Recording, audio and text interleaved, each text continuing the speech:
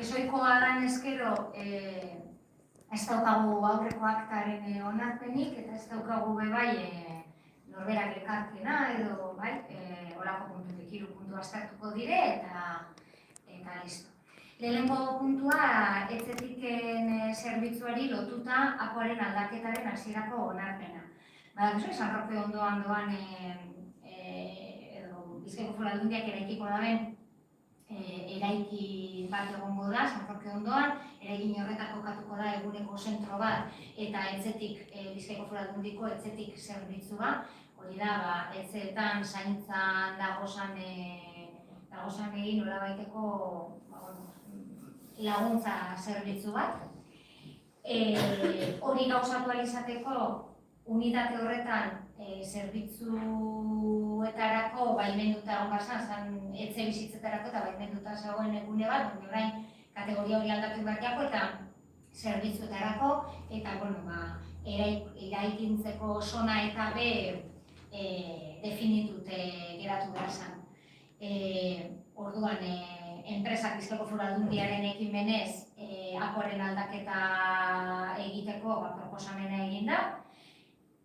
Udal arkitektoak aztertu egin da, hortxe duzue bera txostena, eta orain tokatzen da aldaketa horreri hasierako onarpena ematea. Prozesu nahiko luze da, hasierako onarpen hau gero jendaurreko epe bat dauka, gero, hainbat prozesu eta orduan 5 hilabeteko prozedura da, ja behin betiko onartutzat emoteko. Orduan, geur hasiko geunke hasierako onarpena. Txostena, eta galderari edo, bozkatzea tokatzen jako hasierako onarpena. Aldeko bozkak, hau batez onartuko geunke etzetik. Zer? Bai. Hasiera batez onartuko duke apoan aldaketa hau egitea. Alex ez da etorri ondio, ez da? Hor da. Bai, badau. Alex, ez da ikusten. Bai, Alex, antzazko dago. Mikroa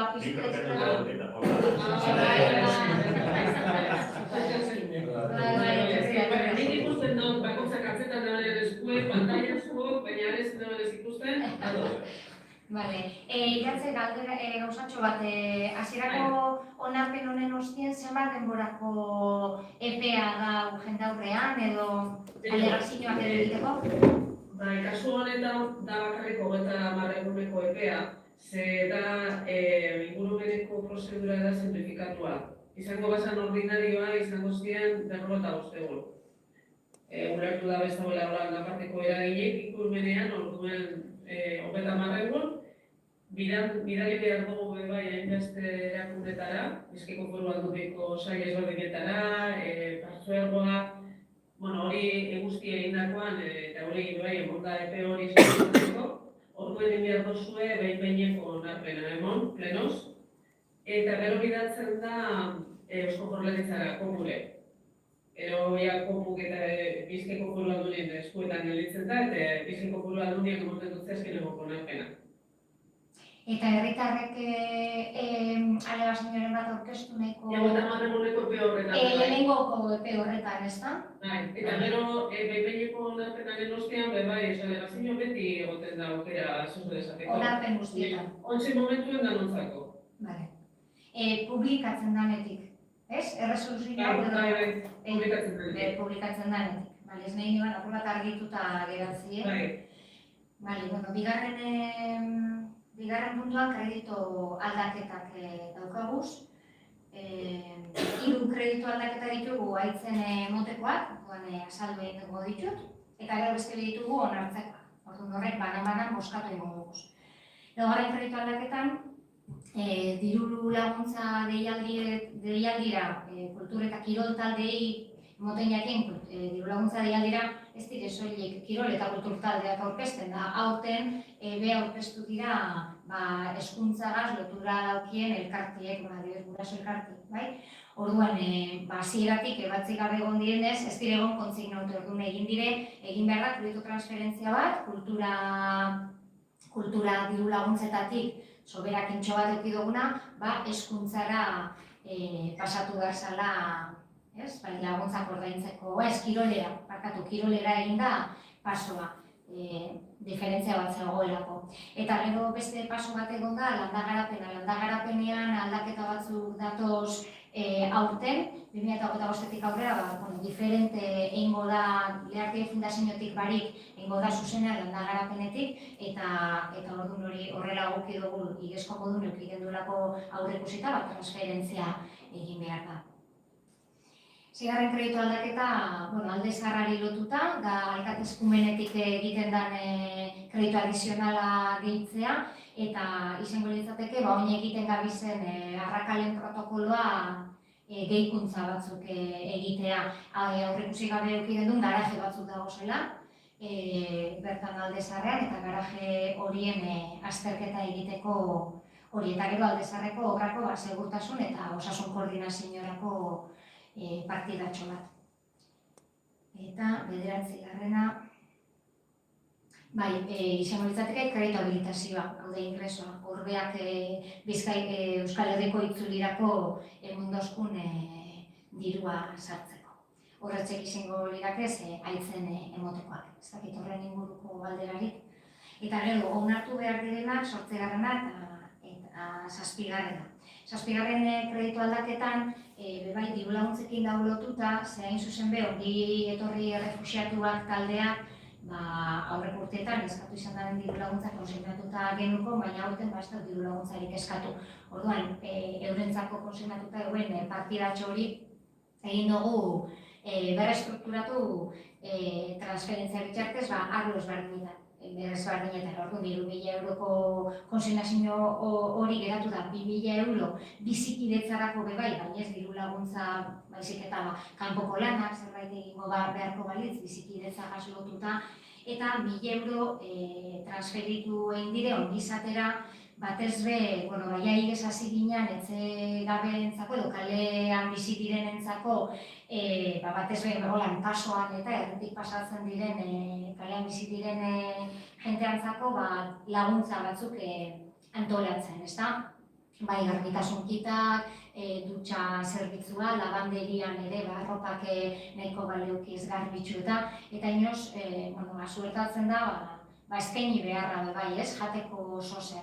Eta, ez dugu konsignante laguntza horretarako, eta 1.000 bat euro beharko balitz, kafe bero bat, edo sozer eskaini kalean bizi diren eta erretik pasetan diren horientzako. Boskatu egingo dugu, aldeko boskak, hau batez, 7garren kreditu aldaketa. Eta 8garren kreditu aldaketan, gauza diferenteak sartuko dunkez. Batetik, beko benta eskolan igez egin zen inbertsio handi bat eta berrestrukturatze baten ondorioz, HH2ko gela sortu zen, eta HH2ko gelan oindik Eusko Jaurlaritzak zehazten dituen metodologia berrietara egokituta antolatu da gela. Eta, eskolatik torreiaku eskaera, zehozelan horreri jarraipentxo bat emoteko, ez? HH2tik, HH3ra pasatzen direnean metodologia horiek implementatzen segitzeko espazioak egokitzea. Orduan izango litzateke HH3 eta HH4, justo beko planta gainera danatan badaukelako lotura bat sortzea litzatekelako, orduan HH3 eta HH4 egokitzapen batzuk eta egitea metodologia horrek implementatzeko. Kiroldegian, sauna gainean, sauna martxan jarri bazan be eta obran martxa eraiki bazan be, saunaren gaineko partean hainbat instalazio eta dagoz eta hor mantenu lanak egin behar dire eta ez dau sauna gainera zelan sartu. Orduan, hori apur bat zuzentzeko, 10.893 euro.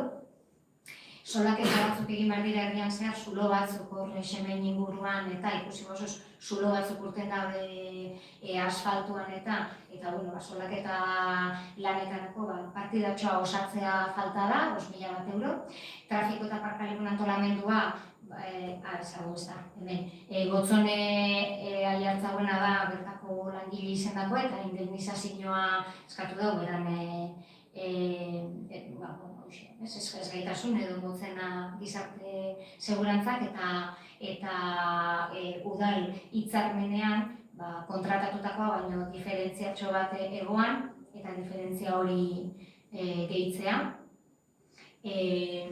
Martina Xemengo hezkuntza publikorako liburua, Bekobentako 50. urteurrenari lotuta, taldetxo bat ibili da buru belarri, taldetxo dinot, baina lagunetik gora ibili dire, herriko hainbat lekukotza hartuta eta herriko Martina Xemengo hezkuntza publikoaren 100 urteko, oso eskoletatik eta hasita 100 urteko hezkuntzaren irakurketa bat eta ibilbide bat berreskuratzen, memoriatik berreskuratzen. Eta liburu horretarako udalak erosiko ditu 500 ale, 500 ale horrek izango dira inguruan parte hartu da benentzako inguruko udalerrietarako liburutegietarako, hemengo liburutegirako hezkuntza sailera eta hainbat eragileri be bialduko jakiez aleak. Eta banaketa horretarako 8.593 euro. Eta bestetik, Erdotza Maikan, IGSB egin zen moduan Bekobenta malauko murala, sortu jaku aukera bat, beste mural bat egiteko aukera, ez genukan berez aurreikusite, baina sortu egin da aukera, horre ondarrun egiten da ben daukien plangintza hor muralekin eta eraikinak pintatzeko olako plangintza bat, urtero egiten da bena, arazo bat sortu jaki fatxada bategaz eta eskaintza guri etorri jaku ia nahiko bagendun, ze artista etortekoa zan, Marilik igual asaldulik ez, artista izena eta badakit izen handiko artista bat dela. Momentuen izen ez dut izango ondo. Eurek Keiz deitzen dutze, eta da Alemaniarra, lehenguen herritartasun batzordien aurkeztu neban. Auzokidiekin prozesu jarraitzu da oso bizkor, ez zegoen perik, baina jarraitzu da hasieratik. Guri eskaintza hori etorri jaku, iretzeko ondo esan dabe moduen, lehenengo aztertu genuen geutaldien, baina, hor pauso oso importante bat faltezan bat. Dotazio ekonomiko hori, baina beste pauso bat da, auzokidien baimena, Orduan, jarri ginen harremanetan administratzaileekin, ez di herrikoek, talde batek eruten dau, egon ginen auzotarrekin batzartute, eta 10 auzokidetik 9 boto baietz eta bat ezetz egon die. Orduan, eurekin jarraitzu dugu lanien, eskatzen dabelako baldintza bat, aldez aurretik ez eguena ikusitzen, egin da berba, lianen bidez aleman horrekin, artista horrekin, eta berako nartu da. Hau da, etorreko da, ekainean 23-en, lehenengo 2 egun pasoko txuk edo krisiak egin baina egun batzu pasoko ditzu errixen hori da, auzokidek eskatzen da bena gainera, ezautzen ingurue eta pixkat ikusten nun dagoen kokatute horma hori, eta errixi zelako da, eingo dau hori da, ez egun aurre ikusitzen eskatzen ebena, daunartu dau, zirriborro bat eingo dau, borradore moduko bat, boteto, antzeko bat, eta gero, auzokideekin komentauko da hori. Gaur gero, eingo litzakete moral hori. Eta nerak aurre ikusten da, 15 bat eguneko epi eukitzi hemen egoteko. Horretxek dira akretu aldaketa horretan sartzekuek, horretxek dira prisaskoak eta horretik sartu dugu esoikuen, gero maiatzekoan dago dira igual beste zozertxo, baina txikiagoak eta ez dira handiak izango. Boskatzea ez dakite honen inguruan zozer dugu zuen izaneko. Aldeko boskak, hau batez onartuta. Hemen guztoko jaten be esatie Bekobentako obrak direla eta berez Eusko Jaurlaritzak IGSB aginduzkun diru laguntza bat eukiko gondule. Diru laguntza deialdi bat egin izan da beti Eusko Jaurlaritzatik udal jabekoko ereginetan horrenako inbertsioak egiteko, baina ez dakigu zergaitzik oso ondo, baina orain arte eman dituzten diru laguntzak bertan bera itxilabez, beste sistema batera pasatu dira. Horren ondorioz, IGS egin genduzan lanak, ez dire diruz lagunduko. Eta Eusko Jaurlaritzak IGS-korako aurreikusitza eukozan diru laguntza guzti horrek, eman barik geratu dire. Hau, aipatu nahiko neuke, guretzako oso larria dalako hori, ezta? Eta gainera urtengo sistema berri hori oso berandu dator, eta egia esateko ez guk, ez beste udalek ere, ez dakigu epe barruan, prozedura asko epe barruan, betean izango dugu prozedura, eta dagokigun diru laguntza jaso. Nahiko desastre iruditzen ari jaku Basku Hezkuntza Sailetik zelan kudeatzen ari diren azpiegituren kontu hau. Zerien bitartean, martxoaren 28ko ebazpen baten bitartez, 15 milioi euro banatu dabez hezkuntza pribatuko zentruei. Eta hainbat zentrok, aparteko beharrek seguramente ez daukienak, milioi bat edo 2 milioiko euro jaso dabez horregatik. Hau aipatu Gertxe, galdera bat. Eleigai erantzun dutziea bigezko sartuko? Bai. Ez dira, lehenengotan erantzun zen holan era oso orokorra eta zehaztu bari. Ez, baina bai, lehengurin nahiak esan zuten, bai, igezkuria ez da esatzen, seguro. Hori izan dabe. Igual niri komentatu eta igual arrezkero egon da beste komunikazio bat. Nik dauketen barria da, ez, prinsipioz ez. Ez daia, bale. Idatziz ez da jaso eta ikusiko dugu, baina ezetza guk Ez komentazten igual sartuko zagoela dana. Ez, berak dana sartuko dugu. Azaltzeko egin dugun guztiak badaukala gainera, fase bat eta fase bi dana daukela lotura, ez? Udal honek inbertsio handia egin daue igez eta behar dugu finantzazio hori importantia da. Hoxe, beste barik hori denean aipatu. Eta hirugarren puntua, baserrien inventarioaren onarpena. Baserrien inventarioa derrigor bete behar dagoen lan bat ez da, udalak PTP-an zehaztute dauena eta APOaren garapen bat izango litzatekena, ez da, edo neurri baten. Baserrien inventario hau zer da, makina semeingo baserri guztien edo bakoitzaren fitxak egiten dira eta fitxa horretan momentu honetako baserri horren egoera jasotzen da eta gero baserrien inventarioan jaso da PTP-ak azaltzen dauzen baldintzak edo araudia baserriak etxebizitza gehiagotan bihurtzeko zer egin behar da, ez? Etxebizitza bat baduke, bikoiztu egileke, bi etxebizitzetara, ze baldintza bete behar dauen kanpoko lursailak ere ezin direla banatu, eta bar. Eta, araudi hori berez da, PTP jasotzen daren araudia. Eta, informurrek egin dozku lan hori, baserri bakoitzak beran fitxa jasota dauka, fitxa horietako informazioa jaso da bai katastrotik, erregistrotik eta udalean dagoan dokumentaziotik. Horrek ez dago esan nahi, evidentemente fitxa guziek ondo dago zanik. Seguramente, bat fitxa ez dire ondo egongo, horregaitik orain egiten jako onarpena eta jendaurreko epe bat egongo da. Edo zelan be, lan hau malgua da, esan nahi dut, orain enteratzen ez dana bebai eta aurrerago beran etxe bizitzak edo beran baserrian obra egitera datorrena, alegatu bali izango dago, edo zen momentutan be aurrerago, zer daukan bai, eskrituretan edo euren papeletan zelan daukien zertute bai, banatute edo baserria. Orduan, ez dagoelako zerarik. Bertan jaso da, baserrien inventarioaren hasieran dago testutxo bat jasota. Testu horretan jaso dira PTP horrek zehazten dauzen baldintzak, eta baldintza guzti horien artean bakarra izan da, apur bat udalak zehaztu ahal izan da dena. Eta da, zenbateko gutxieneko azalera eduki behar da den baserriko etxebizitza bakoitzak. Eta orduan, lurralde batzordean, hainbatetan planteatuta edo berbaindako gaia da,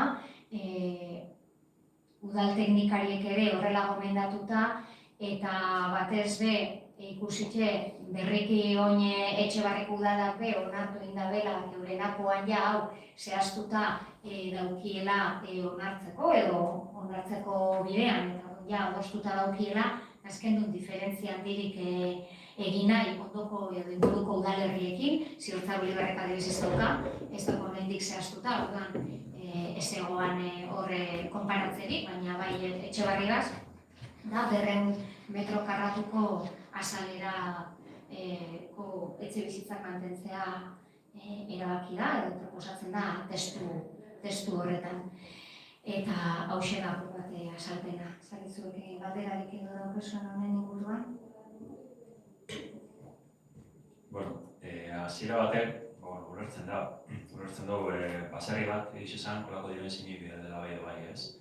Batez bera, infrastruktura edo bidaren guztixe metro horren barruen ekial izeteko ez. Gero sortu lehik beste realidade batzuk, gaur egun etxe bizitzik usitzen dauen, metro horiek izenik izela handi ez. Baina bai ulertzen dugu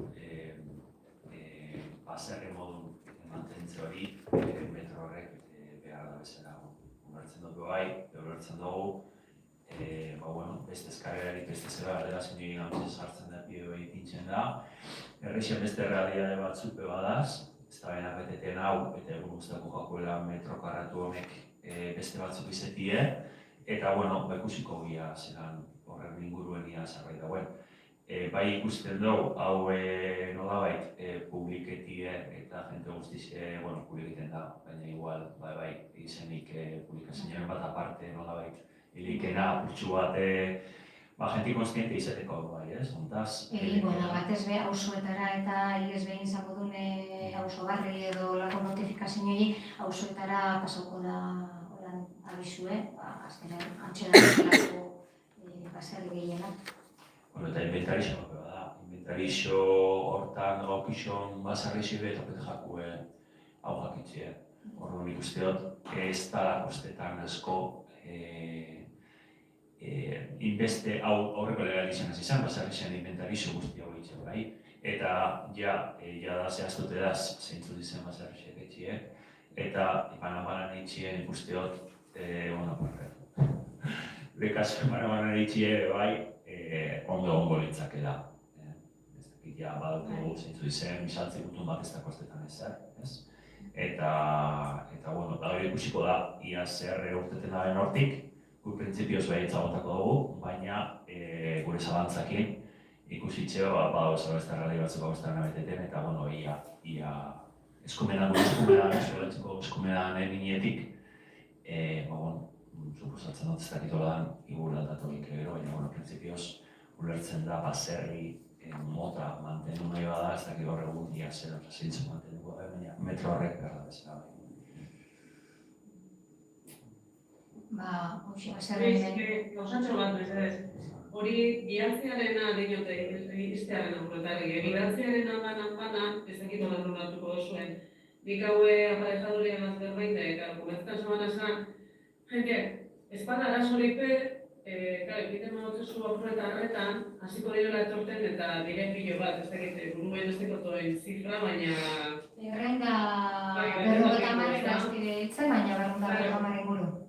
Eta ez dakila, merezi duen hori egitea, zeiratxik izan da moduen, edozein momentutan hori aldatu lehenkena ezakatz bat edo somatu ezkero, dinot, egantia gogo da lasai, eta bat batek zosenpetzetan bat dago imaginau ez, nahi dute itzensitzagia batara nire baserrien, torten bada eta ikusten bada katzen bat dagoela, edozein momentutan hori zuzendua izango da.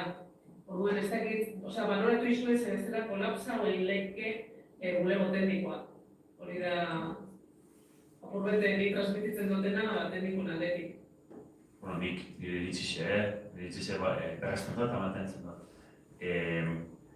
Kolapsa leike, izen leike, bide zitak eta itzorduek, leik ez, txandaka ez da izen gertatu hori, nik informazio hau, zei gauzazan publiketen die, danoga dauke bizitze, dauke informazioa eta igual ez al tanto ze pasaten da gauza batzutan, nik uste dut gure aldetik informomiko litzakela horrek suposatzen bada galdera pilo bat eta hori, itzorduek mumiko di, logiko da modun, tarteka edo alda moduen ez dut uste horren beste sortuko da denik, baina ez dakigu baina nik uste dut transmititzen dut eta proa jasotakoa, Horrela komentatu gendu lurralde batzordean, honek ez dau ezer aldatzen, PTP jasotakoa dago, ez dauka aldatzeko esan aukera askorik, aldatu aldabenak herritarrak dira euren fitxetako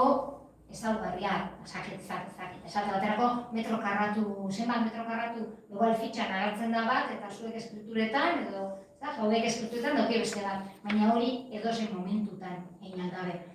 Orduan, entera huela ez enteratzi, ala etorri, ala ez etortie, ez dutze kalterik eragingo herritxarrei. Eta importantea da komunikazioa, eta komunikazio horretan gauzak argi azalduko dugu. Baina ni behi uste dut, iratzek esaten den moduan, banaka fitxa bialtzie eta ez jakintasunean, ze, klaro, jendeak ez dau jakin hau zer da, etorriko dire enmasa, eta egia da, gauzak nik uste dut ondo esplikatzie komeni dala, eta esatie, beste barik hause indala, eta orduan, nik uste dut lehentasune, akaso, asmoren bat daukenak etxe bizitza itxeko, badabilena igual proiektu batean, eta hori argitu nahi da benak. Baina bestela, testua ezin dugu aldatu, udal eskumenetik gorako araudiak dagoz, orduan gaur ez daukate aldatzeko aukerarik, eta euren fitxak, lehen ezagatu moduen, aldatu lehik ez, edozein momentuetan. Hau da, hemendik 5 urtera datorrena etxe bizitza egin nahi dabelako, momentu horretan identifikatzen diren akatzak, momentu horretan alda daitezke. Orduan, neurri baten ez dau kalterik eragiten, orain etorti, ara ez etorti. Eta orduan bai komunikatiboki saiatuko gara denengana llegetan, baina ez dakit banaka izan behar da, edo denengana entzeko beste moduren baten izan behar da. Hori, aztertuko dugu zelan egin, ze 250 zita dira. Osa, nahiz eta zitak egon, jende asko etorreko da, igual izanako terminarik ez daukana. Eta ez da prisarik horret aldaketok egiteko. Orduan, jongo gara ikusten, komunikazio horrek sortu lehiken lankargaren arabera zelan komunikatu.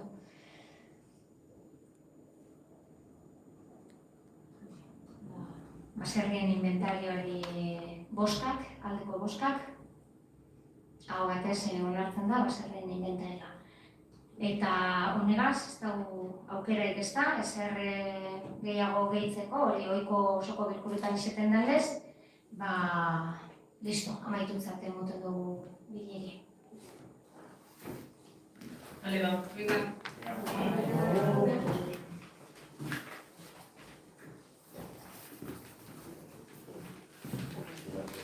Agur.